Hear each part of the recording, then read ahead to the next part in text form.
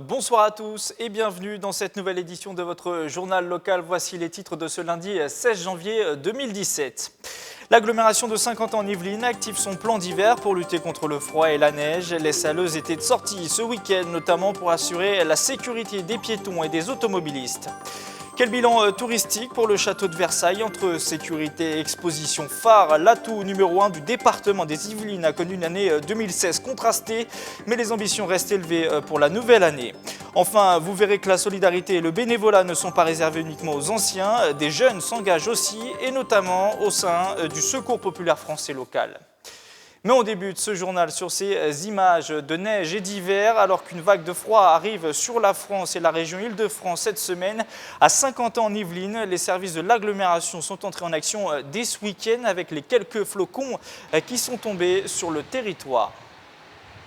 L'objectif sur des sorties lors d'épisodes neigeux, c'est de traiter au plus près de l'événement, donc d'attendre que l'épisode soit déjà un petit peu significatif avec de la neige qui tient au sol. Alors en fait, l'action du sel permet de diminuer la température de solidification de l'eau.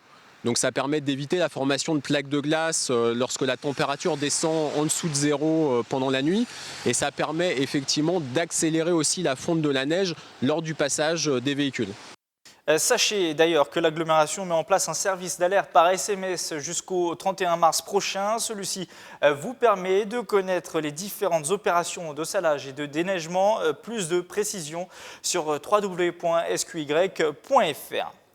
À la Verrière, la maire communiste Nelly Dutu présentait il y a quelques jours ses premiers vœux à la population et aux différents services de la commune. Dans la salle de spectacle du Scarabée, elle est revenue notamment sur les difficultés autour du projet de la ZAC Gare Bécane, un projet qui prévoit la construction de 1800 logements et d'un pôle d'activité économique de 80 000 mètres carrés. Lancé en 2013 par la communauté d'agglomération et la ville, le projet est aujourd'hui à l'arrêt. Les deux parties s'opposent sur son ampleur. Écoutez à ce propos Nelly Dutu au micro de Camille Lambert.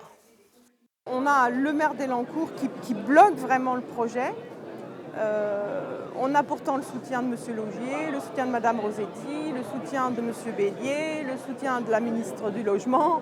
Enfin, on a tous les soutiens possibles imaginables. Tout le monde nous dit que le projet est viable, que le territoire en a besoin pour son expansion, que nous, la ville, on en a besoin pour respirer. Politique toujours, mais à droite, cette fois-ci, le député yvelinois Henri Guénaud veut aller jusqu'au bout. Déclaration ce matin en référence à sa candidature pour l'élection présidentielle, alors que la situation se tend depuis plusieurs jours avec son parti Les Républicains, un parti qui a suspendu son investiture aux élections législatives dans la 3e circonscription des Yvelines. Henri Guénaud est un farouche opposant à François Fillon, le vainqueur de la primaire de la droite et du centre, et de son programme qu'il juge, je cite, contraire à ses engagements. Peur des attentats, état d'urgence, le secteur touristique à Paris et de sa région sont en proie depuis des mois à des difficultés chroniques pour faire revenir les touristes du monde entier. Leur nombre a baissé d'ailleurs de 6% à Paris en 2016. Hôtels, musées et monuments sont ainsi les plus touchés par la tendance. C'est le cas par exemple dans les Yvelines du château de Versailles qui a connu cette année des mouvements contrastés. Les précisions d'Alice Deschamps et d'Osman Vanderdey. L'heure est au bilan pour le château de Versailles. L'année 2016 a été difficile avec une baisse du tourisme étranger de 6%, mais les fêtes de fin d'année ont été plutôt bonnes pour le château avec un taux de fréquentation d'environ 10%. On est à 6 700 000 visiteurs, ce qui est tout de même déjà un très beau chiffre par rapport à 7,5 millions l'année dernière. Et ces 6,7 millions se décomposent en 4 millions de visiteurs au château par rapport à 4,5 millions à peu près l'année précédente. 1,3 million pour les Trianons et les jardins et 1,4 million pour les spectacles. Ce qui veut dire aussi que Versailles a cette particularité d'être multiculturel et d'offrir une offre de programmation très diversifiée. Et donc les spectacles ont permis de compenser aussi un peu dans une période plus morose et plus difficile, avec des publics plus locaux, plus franciliens. Pour pallier à cette baisse, le château a mis en place plusieurs stratégies. La première, attirer les touristes français grâce à des partenariats avec des offices de tourisme comme celle de Paris, mais aussi créer un lien de proximité avec les touristes étrangers qui représentent 60% de la fréquentation annuelle. Nous nous tournons vers nos visiteurs traditionnels, qu'il s'agisse des États-Unis, mais c'est aussi une politique d'exposition ambitieuse vers l'étranger, où le château sort de ses murs habituels pour aller montrer une grande partie de ses collections, pas toujours visibles pour tous nos visiteurs habituellement. C'est le cas au Japon en ce moment, avec une exposition sur Marie-Antoinette qui se déroule jusqu'en mars, qui a déjà accueilli à Tokyo 200 000 visiteurs à la fin de l'année. Et puis une autre exposition en Australie, à Canberra, qui a démarré il y a à peu près maintenant 3 semaines, qui marche également très très bien et qui vise à démontrer que le musée ne se fige pas non plus dans ces lieux. La stratégie marketing de 2017 est simple, continuer les expositions à l'étranger pour développer la notoriété du château de Versailles. Et pour faire revenir les touristes en Île-de-France, la région présidée par Valérie Pécresse se montre active, notamment sur le plan sécuritaire. L'ancienne ministre de Nicolas Sarkozy a annoncé récemment lors d'un déplacement à Plaisir un investissement important pour l'installation de vidéosurveillance dans l'ensemble des gares routières de la région. Une nouvelle qui concerne donc Saint-Quentin en Yvelines. La vidéoprotection devrait être aussi augmentée dans les bus pour équiper 60% des véhicules d'ici à la fin de l'année. On écoute Valérie Pécresse au micro de Mickaël Elmidoro.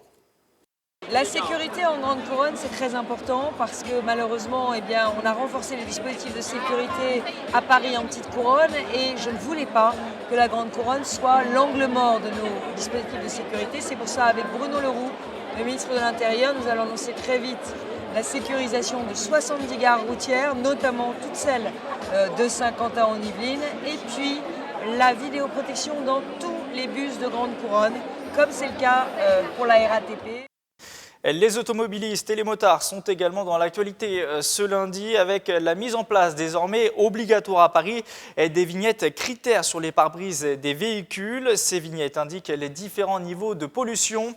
Et attention, si vous ne l'avez pas pour circuler dans la capitale durant la semaine, vous risquez une amende de 45 €. Pour l'obtenir, rendez-vous sur le site qui s'affiche en bas de vos écrans, www.certificat-r.gouv.fr. Si vous étiez du côté de la gare de Saint-Quentin en Yvelines jeudi dernier, vous avez sûrement croisé la police qui menait une opération de prévention destinée surtout aux piétons après différents accidents survenus ces derniers jours. Cette action avait pour objectif de sensibiliser au danger lorsque l'on traverse sans respecter le code de la route. Camille Lambert pour les précisions. Traverser au bonhomme rouge quand il n'y a pas de voiture, la tentation est grande mais le danger toujours présent. C'est ce qu'a souhaité rappeler la police lors d'une opération de prévention jeudi 12 janvier. Une action menée suite aux différents accidents survenus récemment. 2 accidents très préoccupants, un en fin d'année où une personne se trouvant sur un passage piéton passant au vert a été renversée par un véhicule qui passait lui aussi au vert mais débouchant d'une autre artère. Et très récemment, la semaine passée, un jeune garçon de 14 ans qui venant de la gare pour prendre un bus a traversé la chaussée au rouge piéton et bien sûr s'est fait renverser par malheureusement 2 véhicules en traversant cette chaussée. L'an dernier, 16 piétons ont perdu la vie dans le département, une augmentation de 50% par rapport à 2015. Une dizaine de policiers nationaux et municipaux ont donc stoppé les imprudents aux abords de l'avenue du Centre de Montigny-le-Bretonneux. Aujourd'hui, les conditions météo ne sont pas bonnes. Les gens sont souvent habillés en sombre, emmitouflés dans des capuches et sous des parapluies, ce qui diminue fortement leur champ de visibilité et leur perception des dangers de la route. Le but de l'opération aujourd'hui n'est pas de sanctionner, mais de sensibiliser les piétons aux risques qu'ils prennent en traversant la chaussée sans respecter la signalisation, sans respecter le marquage au sol. Je pensais avoir le temps de passer avant que le piéton devienne rouge. Donc j'ai mal jugé. Des agents en civil ont également relevé les infractions des véhicules. Un refus de priorité à un piéton est sanctionné par un retrait de 4 points sur le permis de conduire et 135 € d'amende. Dans le reste de l'actualité locale, le Secours populaire des Yvelines fêtera cette année ses 50 ans. L'association a organisé ce week-end sa cérémonie des vœux à Trappes, un événement durant lequel un hommage a été rendu à l'ensemble des bénévoles. L'engagement en faveur des plus démunis ne faiblit pas et semble même attirer les plus jeunes. Reportage d'Anne Langui et Nicolas Dandry. Pour Lilou, 15 ans, pas question de consacrer tout son temps à ses copines ou à sa famille. L'adolescente est bénévole au Secours populaire depuis 3 ans. Je suis très fière de faire ça et ça m'apporte du bonheur, ça me fait plaisir en fait de donner de mon temps et de mon énergie. J'ai déjà aidé pour plusieurs collectes alimentaires. Et puis là, j'ai organisé une collecte de jouets dans mon lycée.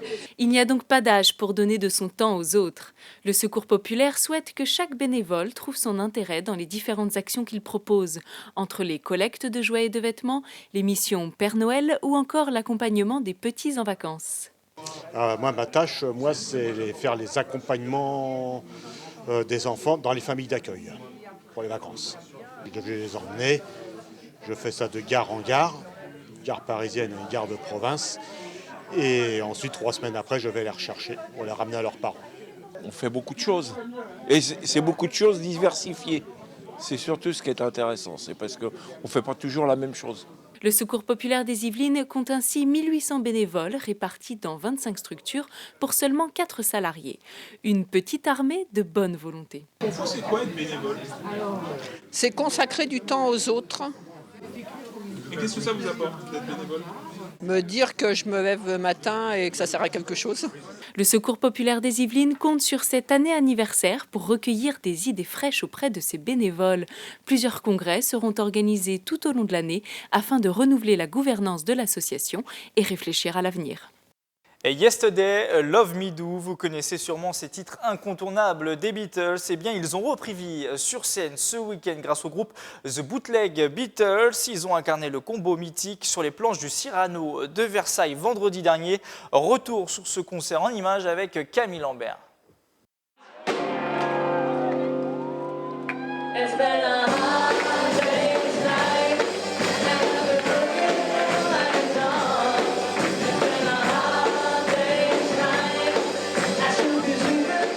John, Paul, Ringo et George, les Fab Four au complet étaient au Cyrano de Versailles vendredi 13 janvier, ou plutôt leur sosie de Bootleg Beatles.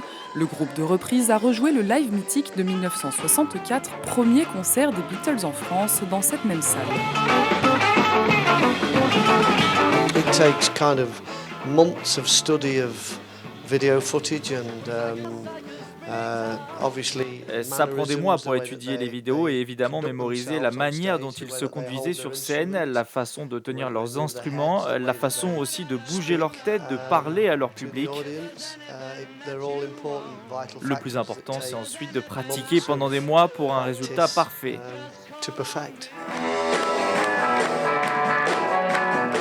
Considéré comme le meilleur tribute band du combo anglais, The Bootleg Beatles a tourné dans le monde entier depuis sa création en 1978. Ce concert anniversaire était leur premier en région parisienne. Le public leur a réservé un accueil chaleureux. Les Beatles, extraordinaire, hein. Ils ont réussi à faire lever tout le monde, à faire danser tout le monde dans le Cyrano, donc exceptionnel. Hein. Avec cette ambiance-là, franchement, c'est la première fois qu'on a le feu comme ça au Cyrano.